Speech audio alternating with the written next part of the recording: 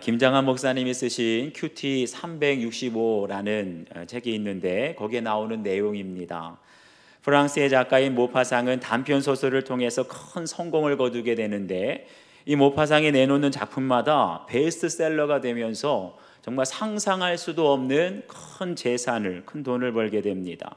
그래서 지중해에는 별장과 비싼 요트가 여러 대 있었고 또 파리의 노르망디에는 큰 집을 지었으며 시내에는 상상할 수 없는 호화 아파트까지 있었습니다. 그런데 이런 많은 것들을 사고도 은행에는 평생 쓰고도 남을 그런 돈이 쌓여 있었다는 거예요. 부러우시죠? 그런데 이 모파상이 1892년 1월 1일 아침에 자살을 시도했는데 그 이유가 뭐냐 하면 더 이상 살아야 할 이유를 못 찾겠다. 자살하겠다는 거예요. 우리가 보기에는 돈이 있지요, 성공, 명예, 지위 다 얻은 것 같은데 살 이유가 없다는 거예요. 그런데 간신히 목숨은 건졌지만 그 이후에 정신질환을 앓다가 결국 그 이듬해 43살의 아주 젊은 나이로 이 모파상이 죽게 돼요. 죽으면서 마지막 남긴 말이 있는데 나는 모든 것을 갖고자 했지만 결국 아무것도 갖지 못했다. 이 말 남겼어요. 그런가 하면 고린도 후서 6장 10절을 보면 우리는 아무것도 없는 자 같으나 모든 것을 가진 자로다. 이게 사도 바울의 고백입니다. 모파상이나 사도 바울 세상의 기준으로 보면 비교할 수가 없지요. 너무나 큰 부자와 아무것도 없는 자. 그런데 우리가 살다 보면 모든 것을 갖고자 하지만 아무것도 없어서 부족해 하는 인생이 있지만 또 아무것도 없는 자 같으나 모든 것을 가진 자, 어떤 형편에도 만족하게 사는 사람이 있는 줄 믿습니다. 그 비결이 뭐냐? 영생이 있느냐 없느냐에 달려 있다는 거예요. 그래서 오늘 주신 말씀을 통해서 아직도 무엇이 부족하니까 라는 제목의 말씀을 통해서 영생의 비밀을 깨닫게 되기를 축원합니다. 첫 번째는 주님 앞에 나온 이유입니다. 우리 16절과 17절 말씀을 함께 읽겠습니다. 시작. 어떤 사람이 주께 와서 이르되 선생님이여 내가 무슨 선한 일을 하여야 영생을 얻으리이까? 예수께서 이르시되 어찌하여 선한 일을 내게 묻느냐? 선한 이는 오직 한 분이시니라. 내가 생명에 들어가려면 계명들을 지키라. 아멘. 여기 보면 어떤 사람이 주께 와서 이르되, 이 어떤 사람이 누구냐? 22절을 보면 재물이 많은 부자 청년이라고 했어요. 그런 거 하면 누가복음에는 이 사람을 관리라고 했는데 그 당시 관리라면 사내들인 공회원을 가리킵니다. 사내들인 공회원은 사회적인 지위도 있지만 그 자리에 올라가려면 학벌이 뒷받침되어야 했습니다. 게다가 병행 본문인 마가복음 10장 17절을 보면 예수께서 길에 가실새 한 사람이 달려와서 꿇어 앉아 묻자오되, 바로 이 부자 청년을 가리키죠. 그 당시 많은 종교자들은 예수님을 비난하기에 바빴는데 이 부자 청년은 공개적인 장소, 많은 사람들이 지켜보는 가운데도 예수님 앞에 꿇어 엎드렸다는 거예요. 그만큼 겸손했다는 것이죠. 정말 이 청년은 대단하지 않습니까? 돈이 있지요, 지위 있지요, 학벌, 정말 거기다가 겸손하기까지 합니다. 감탄이 나와요. 그런데 이런 부자 청년이 예수님 앞에 나온 이유가 뭐냐? 선생님이요, 내가 무슨 선한 일을 하여야 영생을 얻으리까? 보세요. 보통 사람들이 예수님 앞에 나올 때 대동소이한 이유를 가지고 나옵니다. 병 고쳐달라, 아니면 사업 잘 되고 돈 많이 벌게 해달라, 그것도 아니면 자녀들에게 축복해달라, 대동소이해요.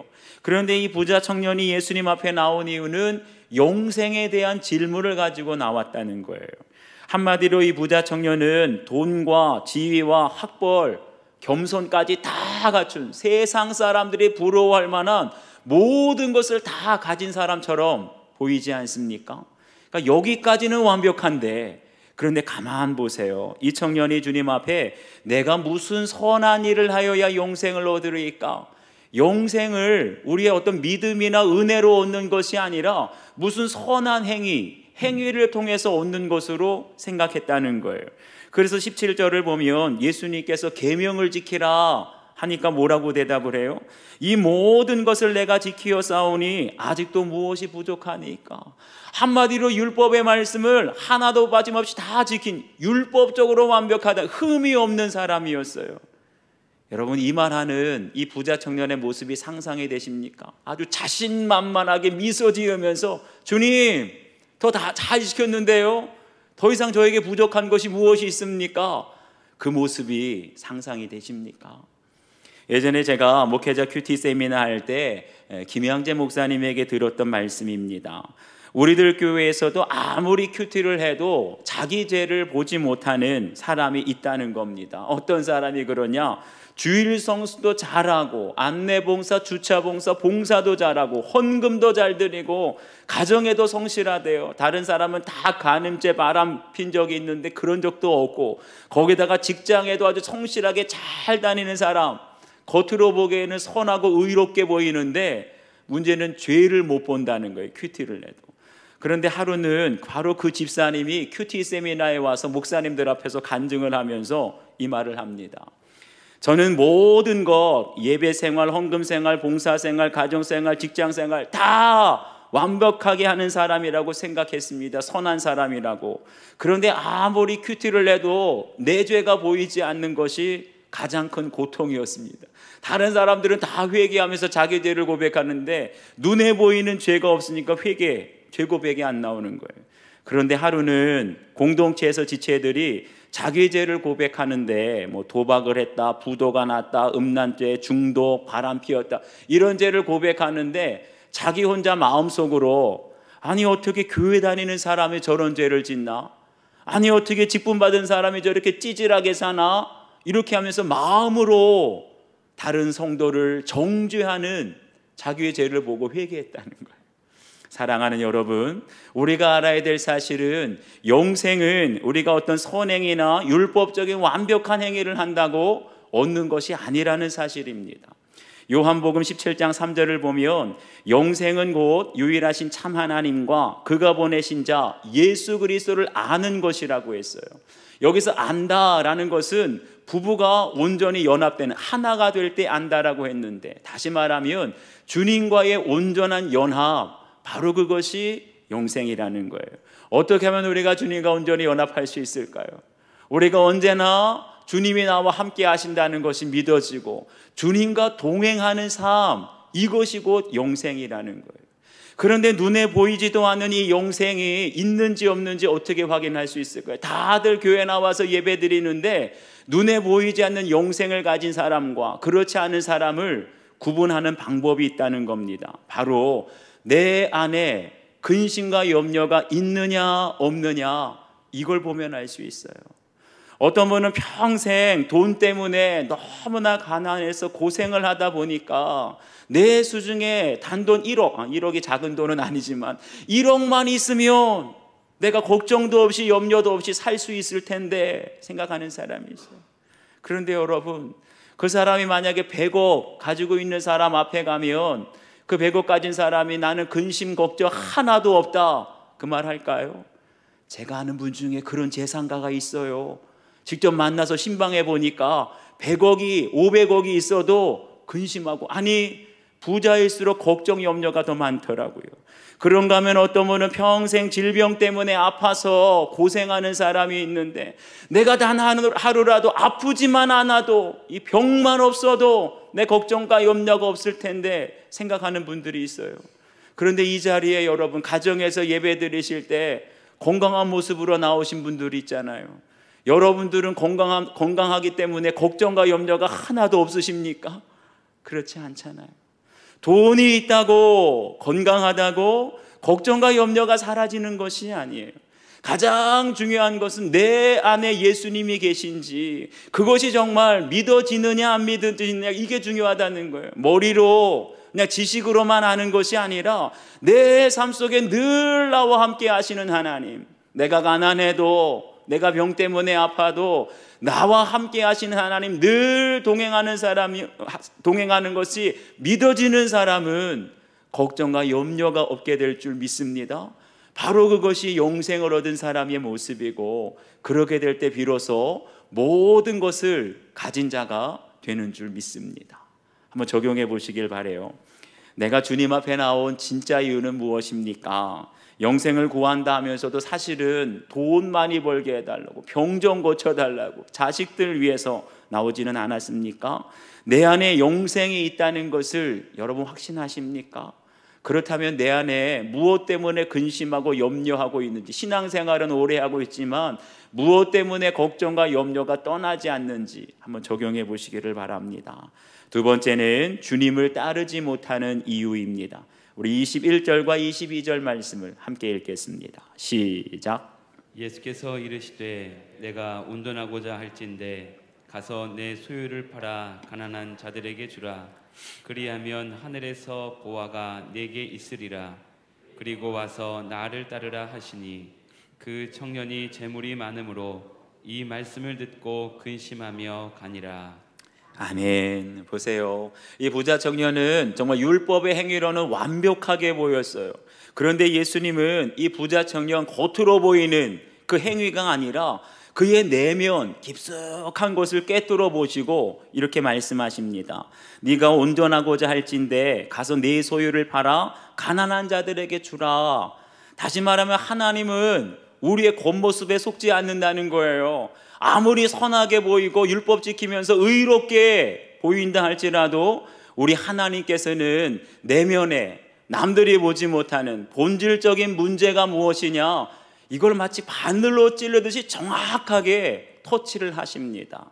그렇기에 이 부자 청년이 말로는 영생에 대해서 관심이 있는 것처럼 보이지만 우리 주님 눈에는 물질에 대한 집착, 물질을 너무나 사랑한다는 걸 아시고 세 가지로 이렇게 처방을 내려주십니다. 주라, 그리고 와라, 그리고 나를 따르라. 이것이 바로 온전하게 되는 예수님의 처방이었어요. 그런데 이 말씀 듣고 청년이 어떻게 합니까? 그 청년이 재물이 많음으로 이 말씀을 듣고 근심하며 가니라. 이 청년이 예수님 앞에 처음에 나올 때는 예수님이 너무나 좋아서, 예수님 말씀이 너무나 은혜로워서 사내들인 공회원인데도 불구하고 주님 앞에 나와서 무릎을 꿇었습니다. 그런데 끝까지 주님을 따르지 못하고 무엇 때문에요? 돈 문제, 네 재물을 나눠주라, 이것 때문에 시험 든 거예요. 마음의 부담이 돼서 결국은 주님을 떠나게 됩니다. 사랑하는 여러분, 저희들도 그럴 때가 있는 거예요. 저희들도 설교를 들을 때 내색은 하지 않지만 다른 사람은 아무렇지도 않은데 이상하게 나에게만 찔리고 부담이 될 때가 있어요. 오늘 목사님 설교 말씀이 굉장히 부담스럽네. 바로 그 부담이 되는 말씀이 내가 아직도 떨쳐버리지 못한 내 안의 우상이라는 것을 깨달으셔야 됩니다. 예를 들면 돈 문제, 헌금 얘기만 나오면 오늘 말씀 부담스럽네, 안 들리거나, 자식 문제, 자식 우상을 버려야 됩니다, 자식 문제만 나오면 마음이 찔리고 부담이 되거나, 아니면 명예, 성공에 대한 얘기만 나오면 오늘 목사님 말씀이 참 부담스럽네, 안 들리네. 여러분, 이건 안 들리는 게 아니라 성령께서 저와 여러분의 본질적인 문제를 터치하고 계시는 줄 믿으시기 바랍니다.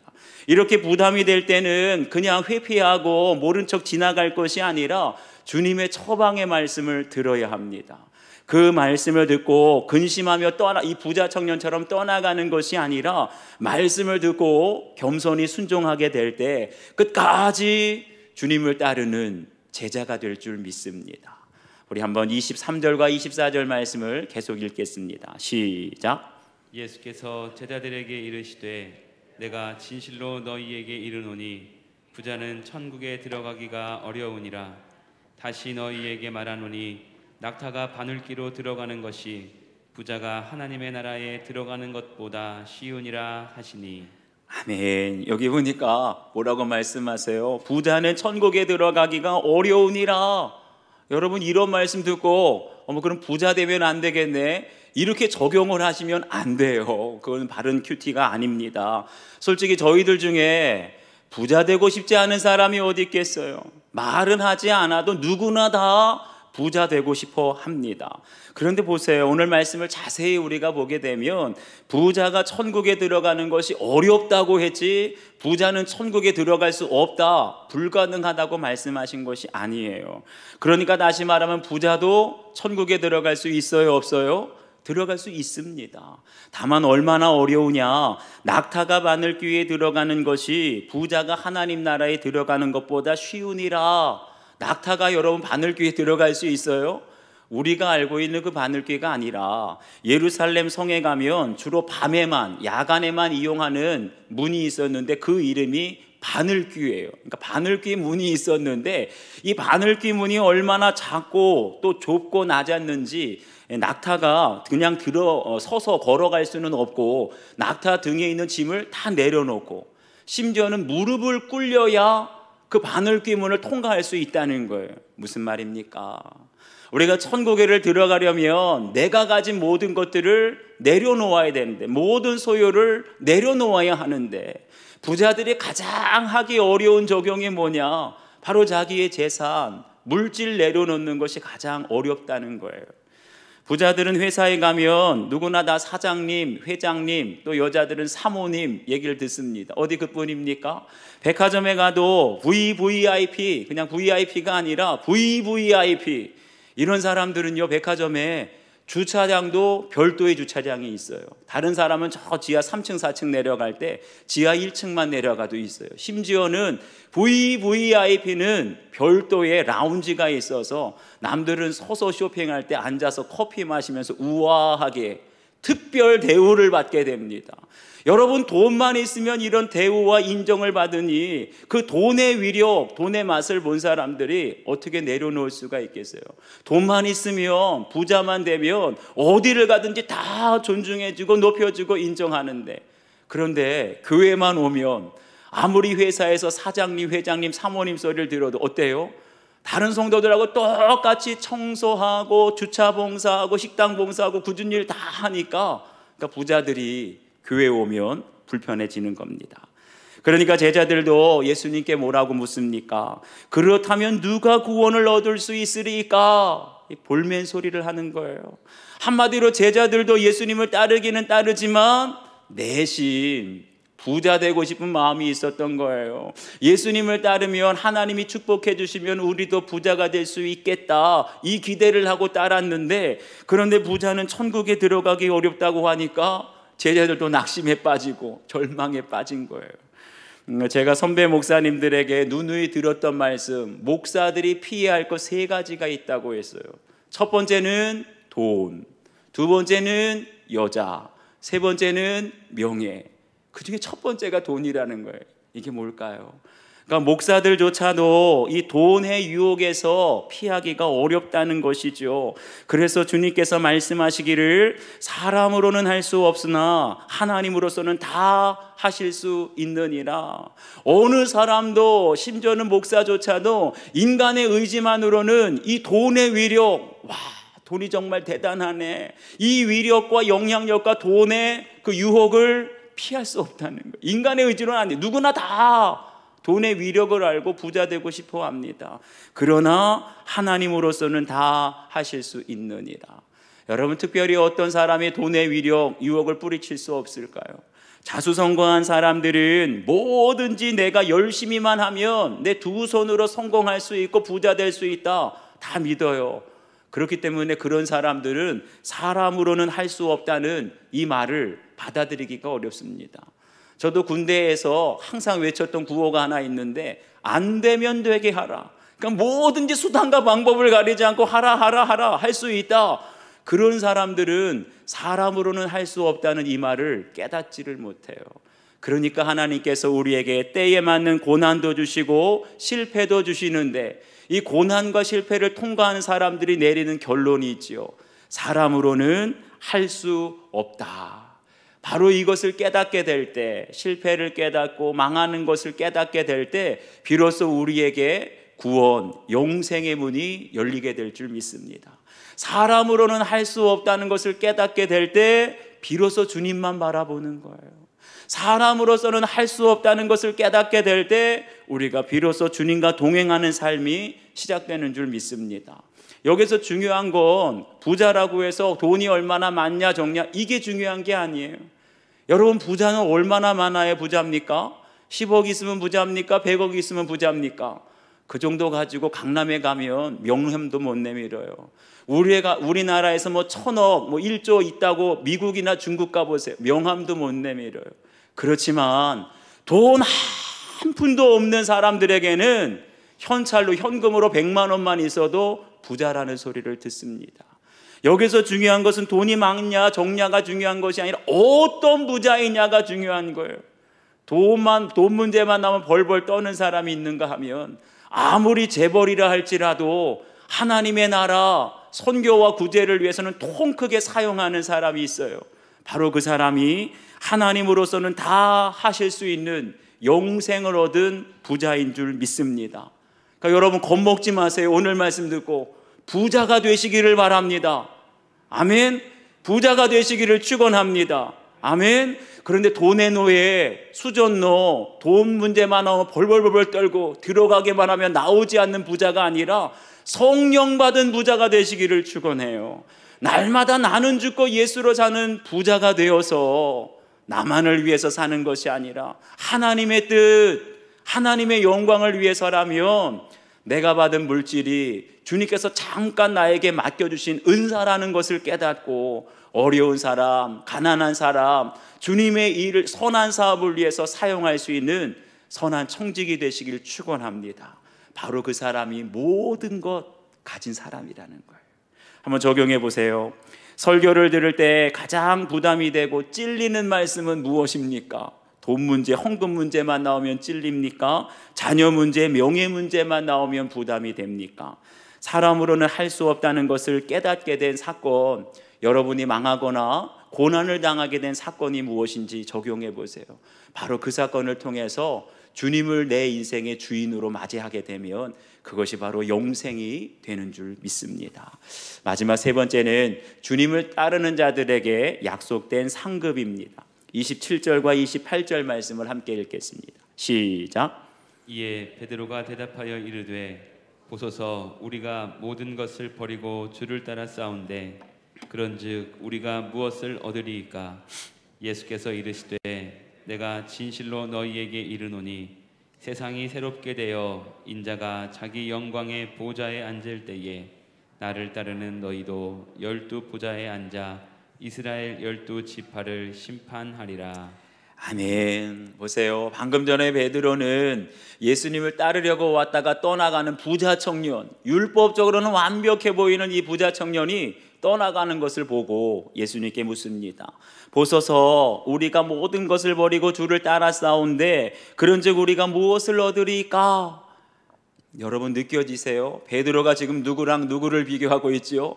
부자 청년은 떠나갔는데, 그렇게 완벽해 보이는 청년이 떠나갔는데 우리는 주님을 따랐습니다. 그냥 교묘하게 자기를 좀 높이는, 내가 부자 청년보다 낫다는 영적인 우월감이 살짝 여기에 묻어 있는 거예요. 그런데 여러분, 입은 비뚤어졌어도 말은 똑바로 하라고, 이 베드로가 예수님을 위해서 여러분 버린 것이 뭐가 있습니까? 이 부자 청년은 돈이 너무나 많아서 돈 때문에 떠나갔는데 베드로는 밤새도록 물고기 한 마리 잡지도 못했어요. 그리고는 그 고기 배와 그물을 버리고 나서 모든 것 버렸다, 이 생색내면 안 된다는 거예요. 저도 주님 앞에 서원하면서 신학교 갈 때 돈 한 푼 없었어요. 그리고 보장된 안정된 직장 아무것도 없었습니다. 그러면서 지금 와서 여러분들 앞에 제가 모든 것을 버리고 주님을 따랐습니다, 이렇게 생색내는 설교를 하면 안 된다는 거예요. 그러면서도 베드로가 뭐라 그래요? 그런즉 우리가 무엇을 얻으리까? 한마디로 주님 따르기 위해서 희생하고 헌신하고 다 버렸는데 무슨 보상을 좀 해주시겠습니까? 묻는 거예요. 저희들도 신앙생활 하다가 특별히 열심히 신앙생활하는 사람들은 마음속에 은근히 보상을 바라요. 내가 이렇게 열심히 기도했는데, 내가 이렇게 열심히 봉사하고 헌신하고 이렇게 열심히 목회했는데 주님 나에게 어떤 보상, 복을 주시겠습니까? 내가 열심히 봉사하고 교회를 섬겼는데 우리 기업에, 우리 자녀들에게 어떤 보상, 어떤 축복을 주시겠습니까? 이런 마음들이 있잖아요. 여러분, 천국은 우리가 보상을 바라고 뭔가를 버리고 주님을 따르는 것이 아니라 우리의 가장 큰 상급은 바로 주님이신 줄 믿습니다. 눈에 보이는 축복을 보상으로 바라는 것이 아니라 주님 때문에 기뻐하고 주님이 나와 함께 하시는 것을 즐거워하면서 누리는 것, 그것이 바로 천국이고 영생인 줄 믿습니다. 그럼에도 불구하고 주님은 이 베드로의 연약한 믿음 책망하지 않으시고 다 받아주세요. 그리고 29절을 보면 또 내 이름을 위하여 집이나 형제나 자매나 부모나 자식이나 전토를 벌인 자마다 여러 배를 받고 또 영생을 상속하리라. 여기 보니까 부모와 형제와 자매와 자녀를 다 버렸다고 했는데 이 말씀을 잘못 악용하는 사람이 있어요. 마치 이 말씀을 핑계대면서 내가 주님 일 때문에 주님의 일을 하느라고 부모님 찾아갈 시간이 없어요. 내가 주님의 일을 하느라고 너무나 바빠서 형제자매 만날 시간이 없어요. 이렇게 핑계대면 안 된다는 거예요. 사랑하는 여러분, 우리 주님께서 아무리 주님의 일을 위한다고 애비애미도 모르고 형제간의 관계를 다 끊어버리는 그런 무정한 사람, 무책임한 사람 원하시겠습니까? 그렇지 않다는 거예요. 이 말씀은 그런 뜻이 아니라 베드로전서 5장 7절을 보면 너희 염려를 다 주께 맡기라 라고 했는데 이 맡긴다는 말이 버린다는 뜻이에요. 구체적으로는 원어대로 보면 위로 던져버린다. 위에 누가 계십니까? 우리 주님이 계시죠. 그러니까 지금까지는 부모, 형제, 자매, 자식이 다 내 근심거리, 염려거리였죠. 주의 일을 하면서 어떻게 책임져야 되나 늘 근심하고 있는데 이것을 내가 짊어지고 살아가는 것이 아니라 내 인생의 가장 무거운 짐, 염려와도 같은 것들을 주님께 맡겨버리는 것, 이게 바로 버린다는 거예요. 그러니까 버리는 기도는 곧 주님께 맡기는 기도인 줄 믿습니다. 주님께 맡기게 될 때, 그럴 때 여러 배를 받고 영생을 상속하리라. 예전에 제가 아는 사모님께 들었던 간증입니다. 그 사모님의 남편 목사님은 오랫동안 중국에서 중국 선교를 하시느라고 이 사모님께 4남매가 있는데 아무런 생계가 보장이 안 되니까 사모님이 4남매를 위해서 늘 서울과 안양을 오가시면서 장사를 하셨어요. 남편은 오랫동안 중국에 계셨지, 사모님은 생계를 위해서 아침부터 저녁까지 집 밖에 나가서 일을 하시느라고 4남매의 교육, 4남매의 뒷바라지를 할 여유가 없었어요. 그런데 나중에 사모님 얘기를 들어보니까 4남매가 커서 다 훌륭하게 되었습니다. 대그룹의 임원이 되기도 하고 교사가 되기도 하고 큰 사업가가 되기도 하고 선교사가 되기도 하고. 그래서 사모님께 여쭤봤어요. 비결이 뭔가요, 사모님? 그랬더니 그 사모님 하시는 말씀이 평생 주님 앞에 드렸던 기도가 이런 기도라고 합니다. 주님, 우리 4남매를 주님의 손에 맡겨드립니다.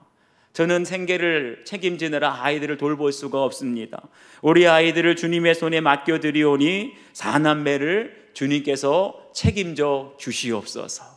이게 바로 자녀를 주님께 버리는, 주님께 맡기는 기도예요. 그렇게 될 때 너무나 바쁘고 힘들지만 주님께 온전히 맡기는 기도, 주님께 버리는 기도를 드릴 때 여러 배를 받고 그 자녀와 가정이 영생을 상속하는 하나님의 은혜를 누리게 된 줄 믿습니다. 믿음의 공동체를 통해서 자신의 인색함을 깨닫게 되었다는 한 성도님의 큐티인 간증입니다. 믿지 않는 부모님의 검소하고 근면한 모습을 보고 자란 저는 부모님처럼만 살면 원하는 걸 이룰 수 있을 거야 라고 생각했는데 뜻하지 않게 찾아온 조기 명예퇴직 사건으로 실직의 시간을 보내다가 영세한 자영업 사장이 되었습니다. 한마디로 고난 사건을 통해서 사람으로는 할 수 없다는 것을 깨닫게 된 거죠. 매일 고된 노동을 하며 적은 수입으로 살아가야 하는 환경이 되어서야 비로소 저는 내 자신이 아닌 예수님을 인생의 주인으로 모시며 예배의 자리로 나아갔습니다. 영생을 얻게 된 거죠. 하지만 여전히 남아있는 저의 세상적인 가치관으로 교회 공동체에 속해 말씀을 들어도 알코올 중독, 외박, 외도, 도박 등 눈에 보이는 죄가 없다 보니 스스로 선한 사람이라고 착각했습니다. 그러니까 율법적으로 완벽하다고 착각한 거예요. 그런 제가 교회 소그룹의 리더가 되어 공동체 지체들을 물질과 시간으로 섬기는 일이 잦아지면서 내가 얼마나 힘들게 번 돈이고 내가 얼마나 바쁜 사람인데 하는 생색이 올라왔습니다. 그래서 저는 지체들을 섬긴다고 하면서 시간과 물질과 감정을 물물 교환하듯이 제가 준 만큼 그대로 돌려받고자 했습니다. 그러나 이렇게 인색한 저를 위해서 십자가에서 피 흘리신 예수님처럼 저는 매 주일 얼굴도 이름도 모르는 지체들로부터 예배를 위해 주차 봉사, 성전 세팅, 청소와 안내와 찬양 등 아무런 대가 없이 수많은 섬김을 받고 있다는 것을 깨닫게 되었습니다. 이 땅에서 얻은 물질부터 나의 건강조차 내 것이라고 할 수 있는 것이 아무것도 없고 오직 하나님의 은혜로 잠시 저에게 머물다 저를 통해 지체들에게 흘러가도록 맡겨주신 것들임을 깨닫게 되었습니다. 비록 당장 이 땅에서 여러 배의 응답이 없을지라도 영혼 구원을 위해 저의 소중한 것들을 나누며 살아가기를 소망합니다. 이분의 적용은요, 저의 시간과 마음을 들여 공동체에서 멀어진 지체를 찾아가서 신방하겠습니다 입니다. 그러니까 고난 사건, 사람으로는 할 수 없다는 사건이 있기 전에는 인색하게 내가 주고 반드시 받는 기브 앤 테이크 인생을 살아왔는데 고난 사건을 통해서 예수님이 내 인생의 주인 되시니 내게 있는 물질도 건강도 내 것이 아니라 주님의 것이라는 것을 깨닫고 비로소 이제 손이 펴지게 되었다는 거죠. 나눠주게 되었다는 거죠. 여러분도 한번 적용해 보시기를 바라요. 주님을 따르면서 내가 바라는 보상은 무엇입니까? 내가 이렇게 열심히 평생 교회를 섬겼는데 주님 복을 주셔야지요. 그런 마음이 있습니까? 주님을 따르기 위해 내가 버리는 기도, 맡기는 기도를 해야 할 사람은 누구입니까? 아직도 주님께 맡기지 못하고 내가 일일이 다 챙겨주고 다 책임져 주고 있는 사람은 없는지, 내가 맡겨야 할 사람, 맡겨야 할 기도가 무엇인지 적용해 보시기를 바랍니다. 기도하시겠습니다. 아버지 하나님, 오늘 주님께서는 부자 청년의 비유를 통하여서 다시 한번 저희들에게 모든 것을 가진 자가 되라 라고 말씀하십니다. 영생을 얻었다라고 말하면서도 항상 돈 때문에 걱정, 염려, 항상 건강 때문에, 자녀 때문에 걱정하고 염려하는 인생은 참으로 영생을 얻은 자가 아니라고 말씀하십니다.